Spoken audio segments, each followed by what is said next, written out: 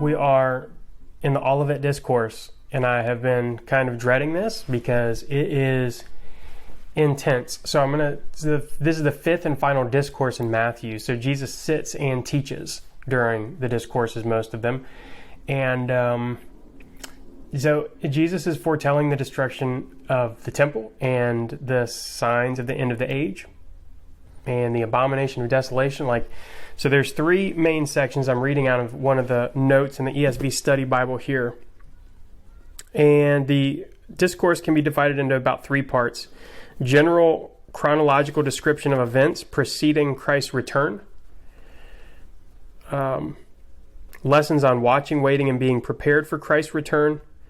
And a warning of judgment and a promise of reward at the time of Christ's return. So pretty interesting.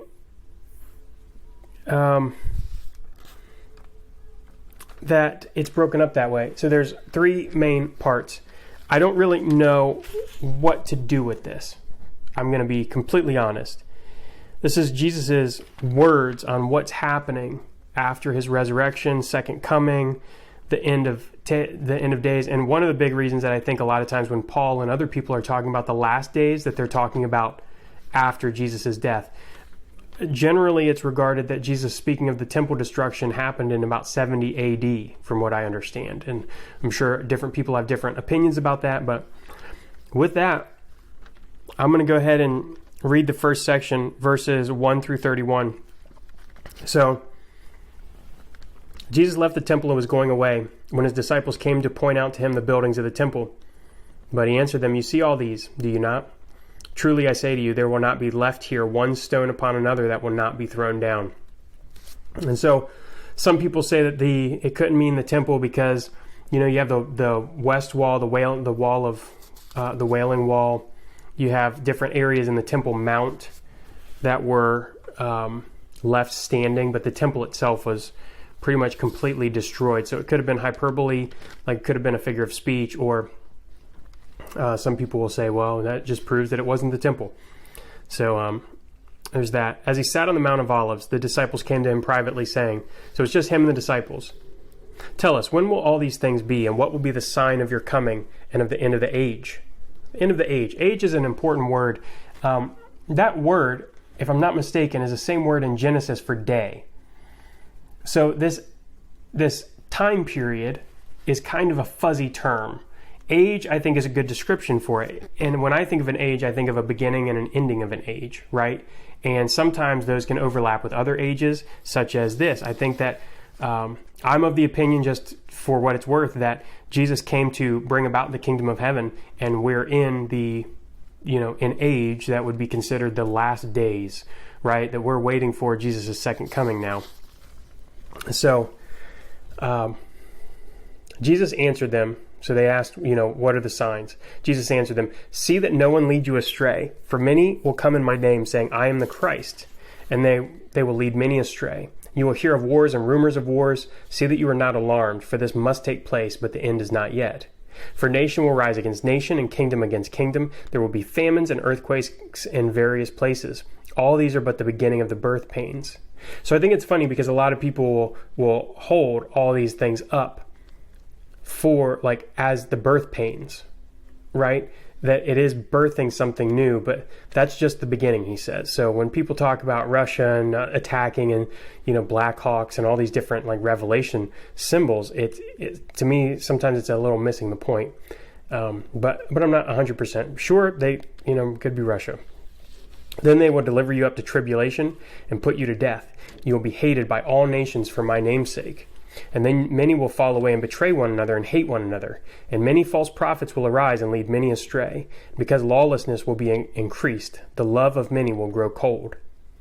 But the one who endures to the end will be saved. And this gospel of the kingdom will be proclaimed throughout the world as a testimony to all nations, and then the end will come." So I think it's interesting because one of the things that I think is kind of stands out is that Jesus tells us to disciple the nations. He tells us to go out and spread the gospel and to do that good work. And here it's saying, "And this gospel of the kingdom will be proclaimed throughout the whole world as a testimony to all nations, and then the end will come." So to me, that could mean two things. One, that we are unsuccessful, but we proclaim to everybody, the whole world, or that we're successful in proclaiming and the whole world turns to Jesus. And some people are more optimistic on that than others. I'm still studying the eschatology quite a bit. So when you see the abomination of desolation spoken of by the prophet Daniel standing in the holy place, let the reader understand. I don't understand, so don't feel bad if you don't understand. Then let those who are in Judea flee to the mountains. Let the one who is on the housetop not go down to take what is in his house, and let the one who is in the field not turn back to take his cloak. And alas for women who are pregnant and for those who are nursing infants in those days. Pray that your flight may not be in winter or on a Sabbath, for then there will be great tribulation, such as not been from the beginning of the world until now.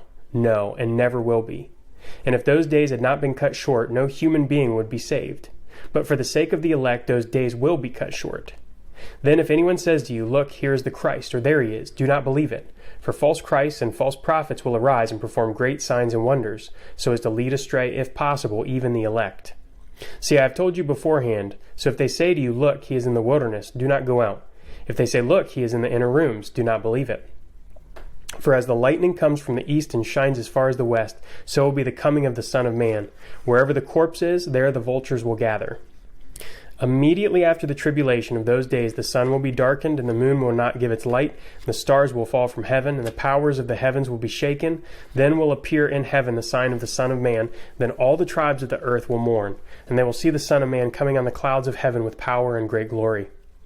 And he will send down his angels with a loud trumpet call, and they will gather his elect from the four winds, from one end of heaven to the other. So, pretty crazy. There is just a lot going on there. So Jesus is leaving the temple, and the disciples are pointing out to him the buildings of the temple. So up to the Mount of Olives is a road that apparently you would have been able to see the temple by. So as they're going by, the disciples are like, look at the temple. It would have been a great sight to see, I'm sure, at that time. Like just this tremendous building that was just, it's just a massive structure, right?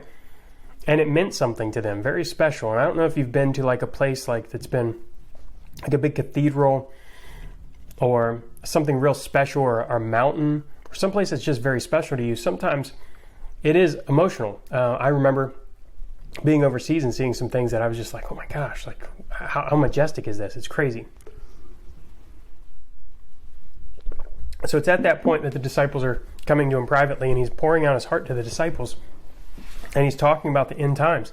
It's a very confusing language here, because it's not anything that, to me, is super concrete without really digging into it and really understanding.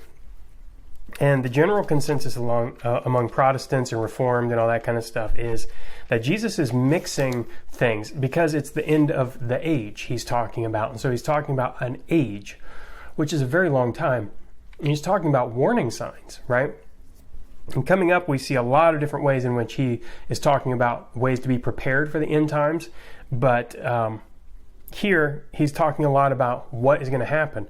So we're not supposed to be surprised by wars and famine, pandemics, all of those different aspects.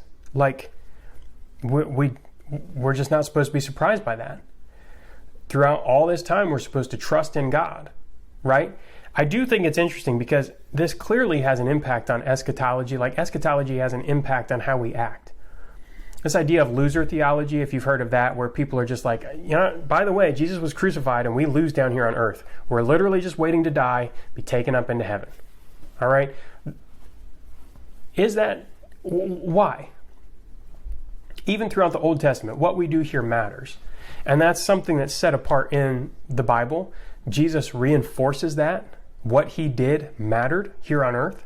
So if we don't believe that, then how are we going to live that out how are we going to live our faith out in the world if we don't believe that if we lose?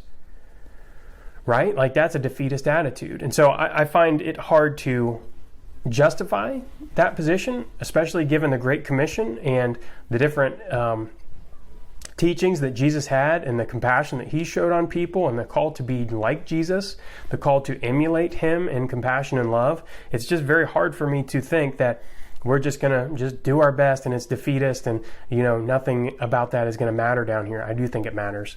So however anyways, it's just a difficult thing. So just a lot of information here, but that's what I've kind of landed on. The study of the end times matters for because here's why. You will act based on your view of the end times. If you believe that we win, you're going to act like we win. If you believe that we're just waiting, you're going to be sitting around waiting. And I don't know anybody in that position that is making a huge kingdom impact. It's people that are working with urgency and working as if it mattered and working as if those things are good, right? So the defeatist attitude, we got to throw that out, I think. But other than that, it is a very confusing thing for me to wrap my head around a lot of times. So let me know down below what you thought of this section, and like and subscribe to catch all these videos. The next video is going to be about the next section of the Olivet Discourse, where he talks about how to be prepared for his coming. And then the third section is a warning of judgment and a promise of reward. So what happens at the very, very end, right? The carrot and the stick part of this. So very crazy section, but I think it's very important, pointed out to the fact that it's in the last week of his life that he's telling his disciples this. And it's obviously Matthew wrote it down and wanted to convey the details here. So that's all I have for now. So I'm going to let you go, and I'll catch you tomorrow for the next section of the Olivet Discourse. Yeah, that's all I've got. All right, till then, peace.